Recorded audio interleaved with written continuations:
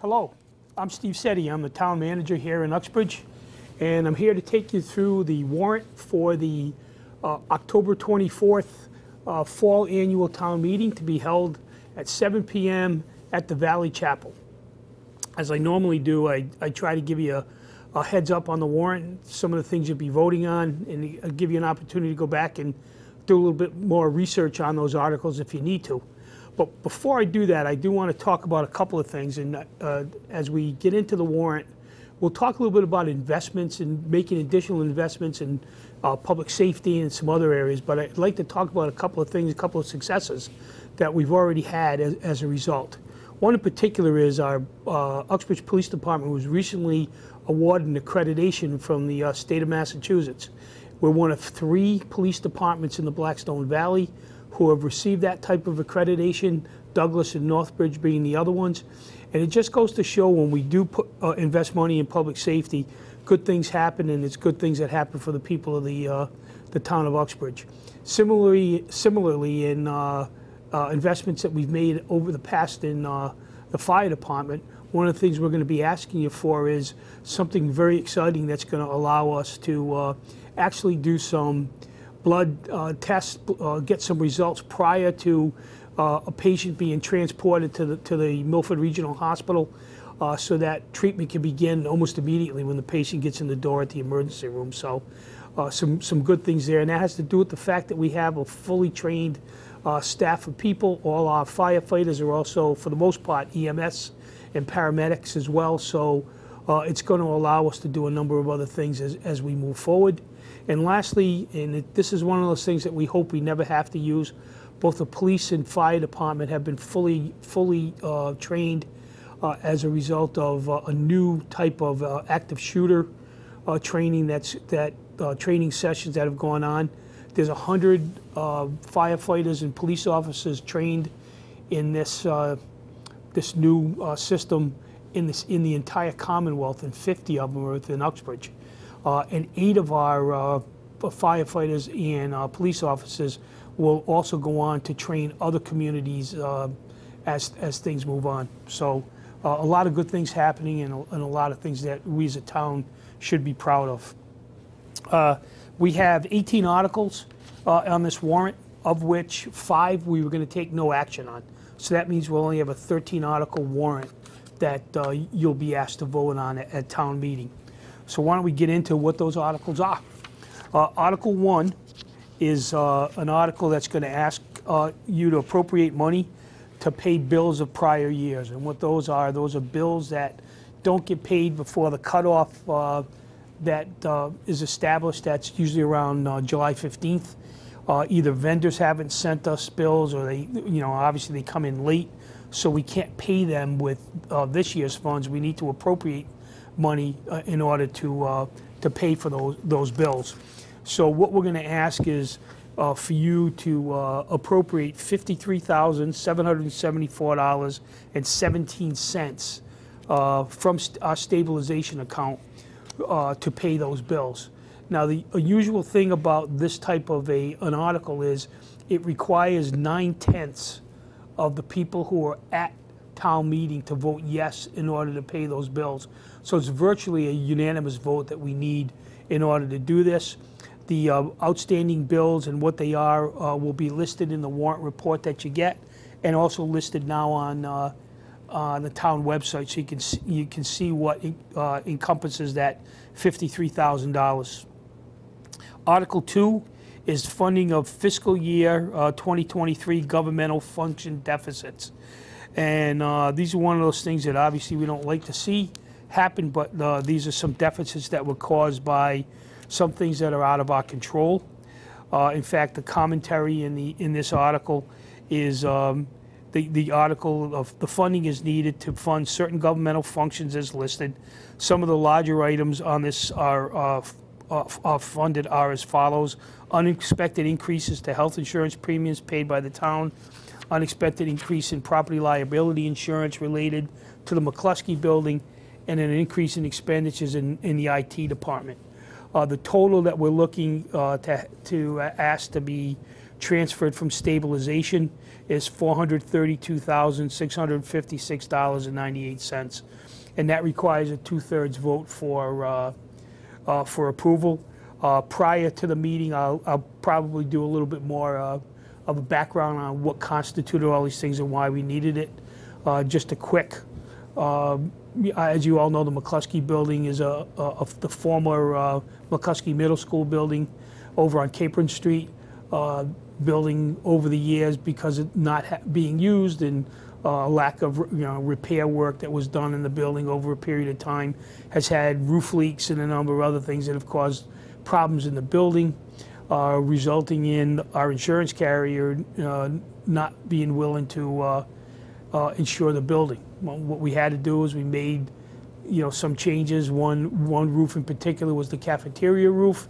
That through funding from town meeting, we invested in having that roof repaired, fixed the ceiling in the cafeteria area, took any mold or anything that was in there out of there as well. So began the remediation process of that. And in order to have the building insured after that, there was just an $86,000 insurance bill that we basically received to insure the building. So that wasn't an anticipated expense in the insurance line, and that caused that one line to go up.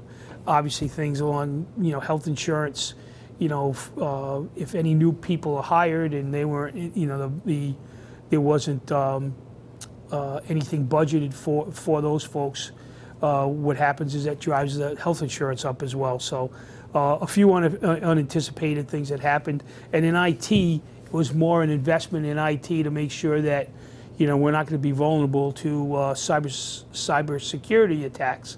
So we've had a couple of things. We have some investment in some new software and some other things the technology department needed.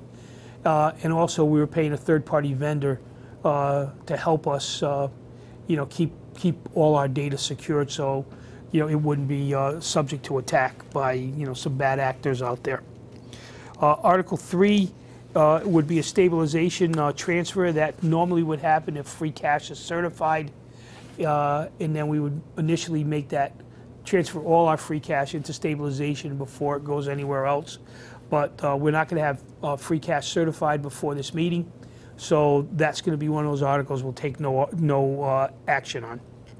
Article 4 is to approve a fiscal 24 budget adjustment.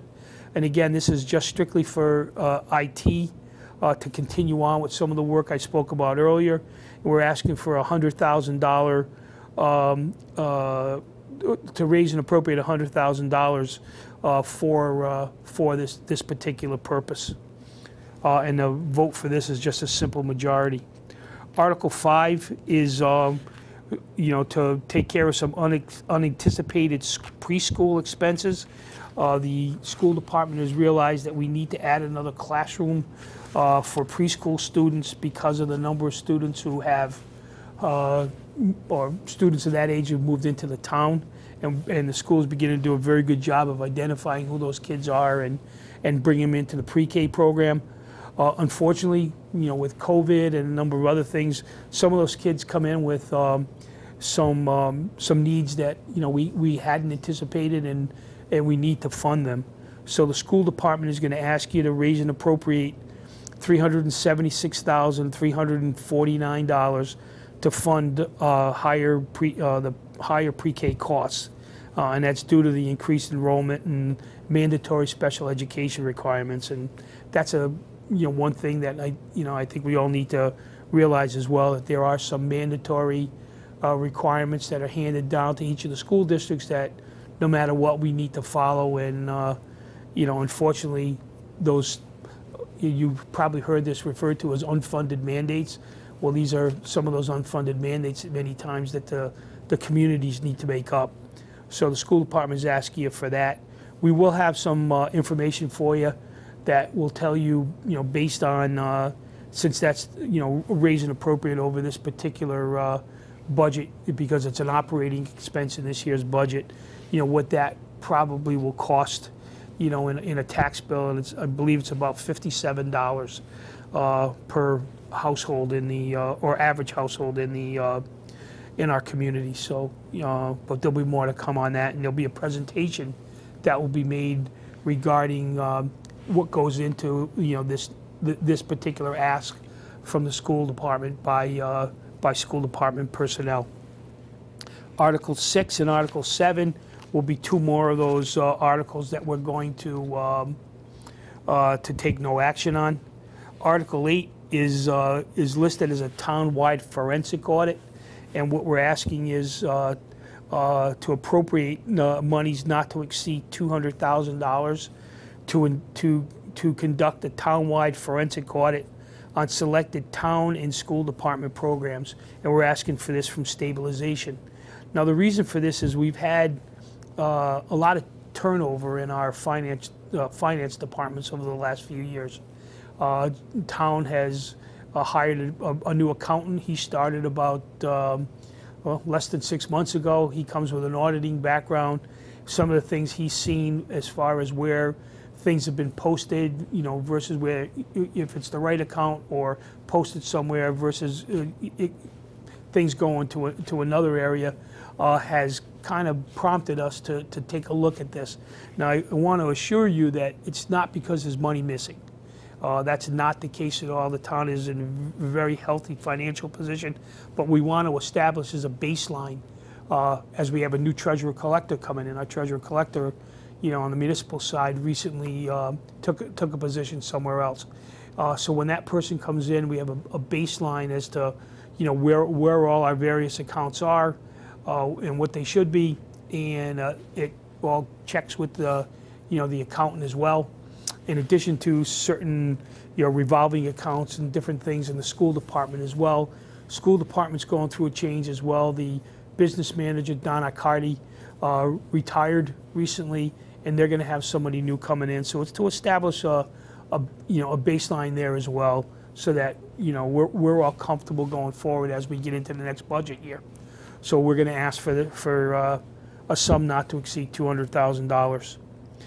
Article 9, this is one of those things I was talking about earlier with respect to the fire department. They're going to ask for a transfer from available funds of $45,000 to be able to begin this program, so they can begin blood testing in the EMS clinical environment. We will be one of, if not the only, department in this area that is able to do this. I know the ER department and our medical director, who oversees the Uxbridge Fire Department through Milford Regional Hospital, is very excited about this program. Potentially could be a pilot program for other communities in the Commonwealth, and I know even up through to the state level as well. People are excited that we might be able to do this. The funding for this program, we applied for and received additional funds for Medicare in the amount of $65,000. We do that on an annual basis, and Medicare, does reimburse us a certain amount of money, and so the $45,000 will be taken from those funds to pay for this. Those funds currently are housed in stabilization, so we'll have to vote it out of stabilization to pay for this. And it's a 2/3 vote required. And I think when again, the fire department will make a presentation on what this will entail. And when you hear some of the things they'll be able to determine and what it means, I think it's important. Anybody who's had, unfortunately had the experience of having either personally or a loved one have a heart attack and have EMT come, the EMT gets there and they begin their treatment.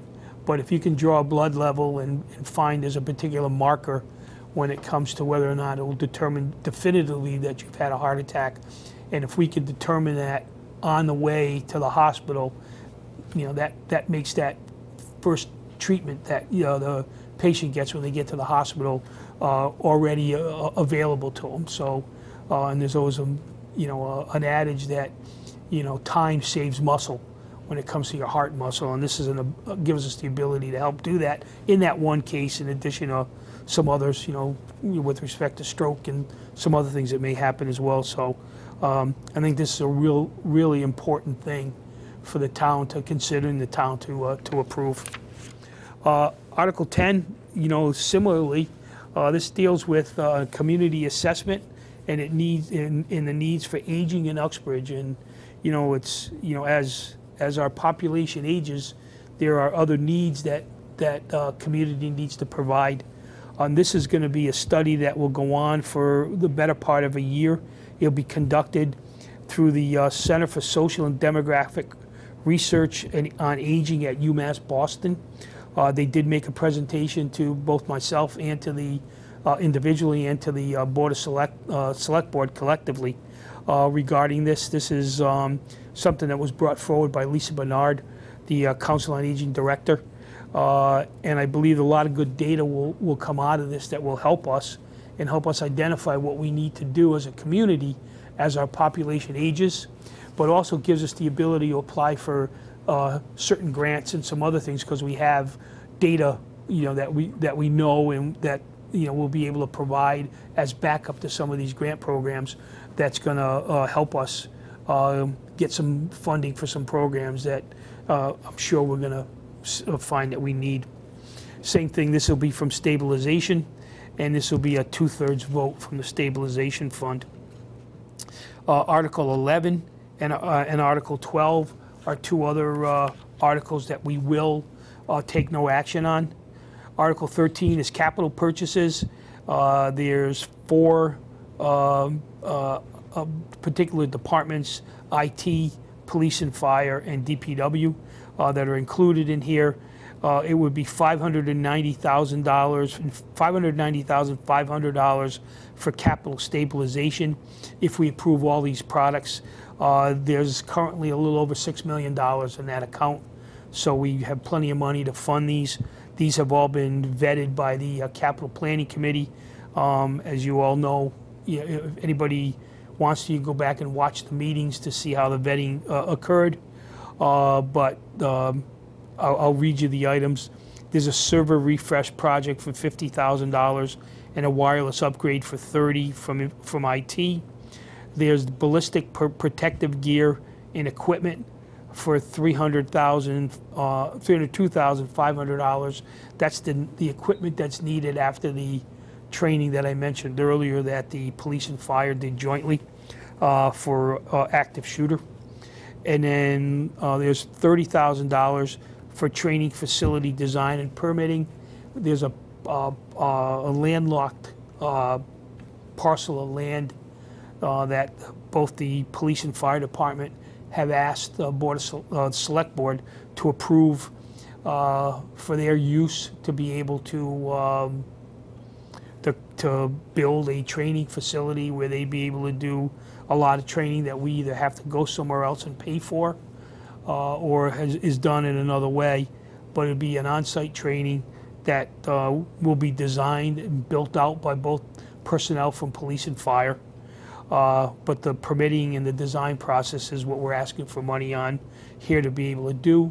There's a road that or trees that would need to be cut, and a road that we plan on using some road gradings from different road projects that we'll be able to put down for the road to be able to allow access into the facility. And it'll be a facility just for police and fire training. There's some talk that if we want to, down the road, either through other agreements with other communities for various things that they might be able to offer, that they could come and use our facility as well. But that's down the road once the facility's up and running. And DPW is looking to purchase one F.I.50 diesel truck with a plow for $108,000 and one F.350 gas-powered vehicle with a plow for $70,000. So that's $178,000 they're looking for. And some of this is needed because we have added new personnel. It's been difficult to find outside contractors post-COVID to clear snow.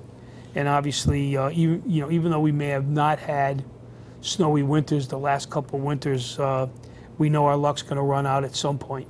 But now we have personnel that we could put into these trucks if we have the equipment to do it, and we can make sure that roads are open and everyone's able to get out to work at the school, on those after the storms have finished.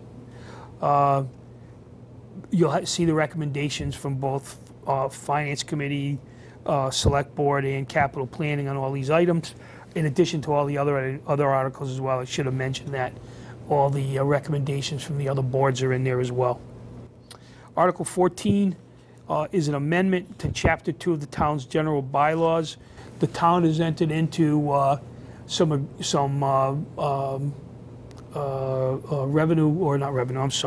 resource sharing agreements with towns in both animal control and in planning.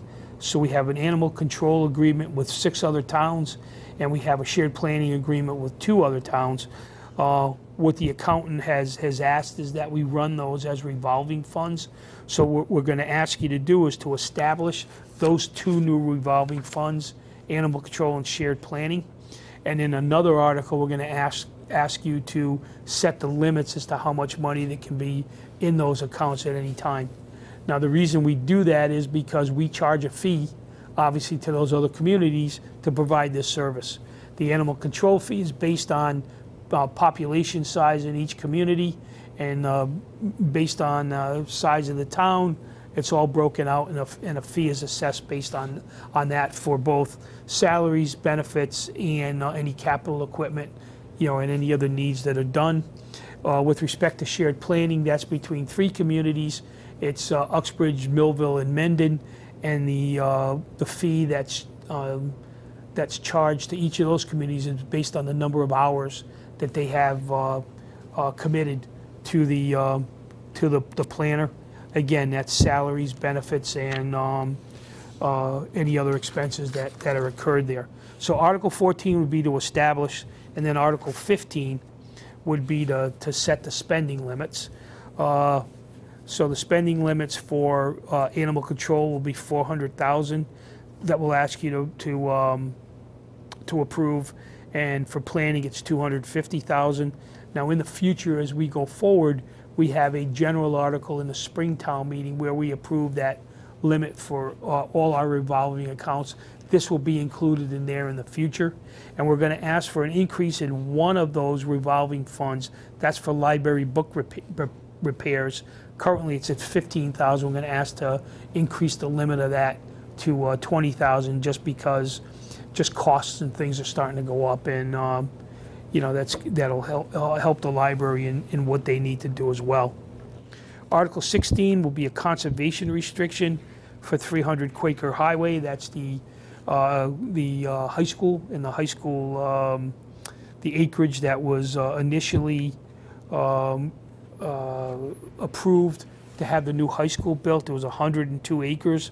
There should have been a conservation restriction easement area that was established at the time. However, that never was recorded. And so what we're looking to do now is to have that granted easement be properly executed, I should say. So that's what town meeting is going to be asked to do there. Obviously, this should have been done on March 21st of 2011. Here we are 12 years later that we're doing it. Had we not done it, we'd be subject to some fines and some other things, but it'll establish some boundaries for a particular habitat that we need to preserve. Article 17 is an amendment to the zoning bylaws, and that has to do with the fact that I guess 2 meetings ago, the town voted to amend our charter in certain areas. One of the areas that we amended was the number of the minimum number on a particular board or committee. That number was 5, so we have some 3-member boards that need to be changed. One of them is the Zoning Board of Appeals.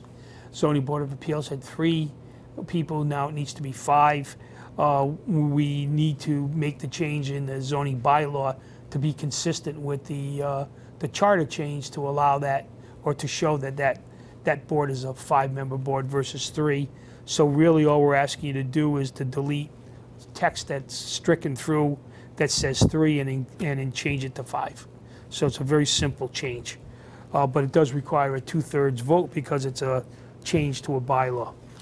And then lastly is a street acceptance for Donna Court. This was brought to us by citizens petition. I'm happy to say that all the requirements of the acceptance of Donna Court have been met. You know, a number of folks have been out there recently to take a look at both, you know, what work needed to be done and then the finished product. And I believe in everybody's mind this is a go, and it's ready to be accepted. And I want to thank the residents of Donna Court for their persistence and all that they did to bring this forward so that we could have Donna Court officially be accepted as a town road. And with that, the motion after this will be to dissolve the warrant, and then we'll be back sometime in May to see everybody for the May meeting where we discuss budget. At that time, we will have free cash certified, and we'll be making the changes in the stabilization and into capital stabilization again. I want to reiterate the town's in a very healthy financial position, which is a good thing, and there's a lot of good things still left to happen. So thank you for taking the time to review this segment, and we look forward to seeing you on Tuesday, October 24th at 7 p.m. Thank you.